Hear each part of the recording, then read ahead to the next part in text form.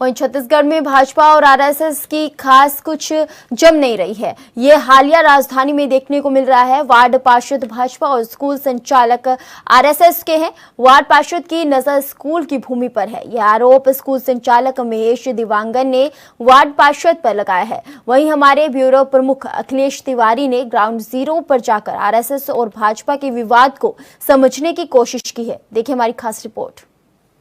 आज भाटागांव क्षेत्र में खड़े हुए हैं। निश्चित तौर पे जैसे ही राज्यपाल के पास जो शिकायत पहुंची हुई थी, महेश दिवांगन जो व्यक्ति है, जो पीड़ित है, वो सीधे राजभवन जाकर के शिकायत किया हुआ था और जो कोर्ट में लंबित मामले हैं, खासतौर से जमीन और स्कूल के जो मामले हैं, उसको लेकर के काफ़ी तूल पकड़ती नजर आ रही है। आपको दिखाना चाहेंगे जिस तरीके से जो स्कूल संचालन हो रहा है उसमें काफ़ी समय से, लंबे समय से, लगभग 35 वर्षों से यहाँ संचालित स्कूल हो रहा था और ये जो मामला है ये कोर्ट में भी लंबित था। आपको आगे और स्पष्ट रूप से जिस तरीके से जो कोर्ट में मामले चल रहे हैं उसके बारे में निश्चित तौर पे यहाँ एक नोटिस भी चिपकाया गया था ताकि आम लोगों को सूचना मिल सके और आम सूचना के तौर पे यहाँ एक उल्लेख भी किया गया है कि ये जो मामला है वो कोर्ट में लंबित है और कोर्ट के साथ साथ यहाँ जो भी माननीय न्यायालय है उसके संवर्धन और संज्ञान में लेकर के ही कार्रवाई की जाएगी।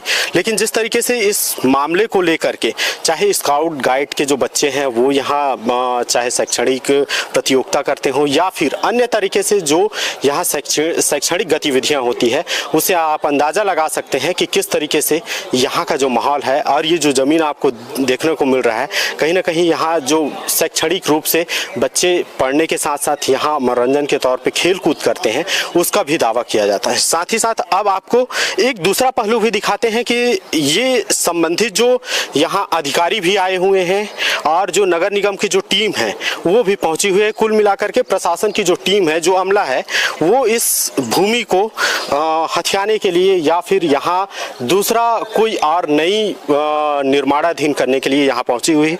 निश्चित तौर पे यहाँ जो पीड़ित है और यहाँ जो संबंधित जो पार्षद हैं वो भी पहुंची हुई हैं।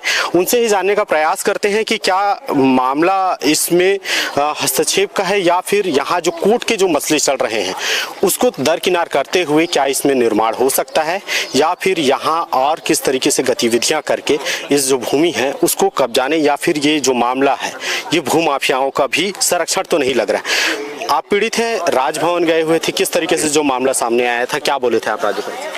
राज्यपाल महोदय से मैंने बोला था कि मैं 35 वर्ष से शैक्षिक गतिविधियों का उस जमीन में संचालित कर रहा हूँ। शासकीय जमीन है और पार्षद द्वारा लगातार इस जमीन को कब्जा करने का प्रयास किया जा रहा है। जब से पार्षद ने 5 साल से लगातार ये प्रयास करे, इसके पहले कभी कोई प्रॉब्लम नहीं था और इसमें जबकि मैंने पोजीशन के लिए मामला कोर्ट में भी लगा के रखा है, लेकिन कोर्ट को भी मानने को ये तैयार नहीं है।